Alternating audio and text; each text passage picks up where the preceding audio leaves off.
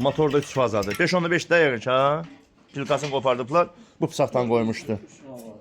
4 kilova çubuğuna pilkanı qopardıblar. Bu bıçaqdan qoymuşdu. Bunu çıxartdıq, atdıq. Öz bıçağımızdan bir sarxan stilli bıçaq verdim buna bax. 32 bıçaqla. 3 fazadan 0 faza deyir.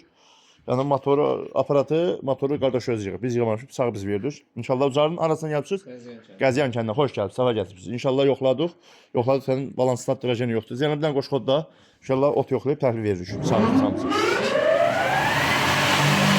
Düşdürü keyfiyyətdir. Al. Çox al. Onu töytürlər. Zeynəb, ora təkər niyə qoymadın? Təkər niyə qoymadın? Təkər.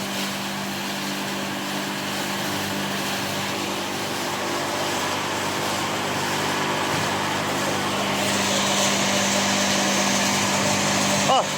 Onu töytürlər. Bax, onu yox. Mənə bax. Hamısını tırla. Hamısını al. Bak, senin bu bıçağın var ha. Bu bıçaq elə ot doğrayırdı. Al. Setka dəyişmək lazım. Ora bax. Görsəm o işdir. Gördün? O tellər var ha. Tel işdir. Oranı setka koymaq lazım. Tel işdir kardeşim. Kimsə aparat yığır baxın müştərilər. Ora tel koyurlar ha. Yani tel işdir. Teldən görsən ot çıxmır. Ora bizim belə koyduğumuz setkalar var ha. Yani belə setka düzəldib koymaq lazım. Ora tel yapıştırmaq lazımdır. Bunu biz yığmamışıq. Bu işləri özü yığır. Bura bax. O tel işdir.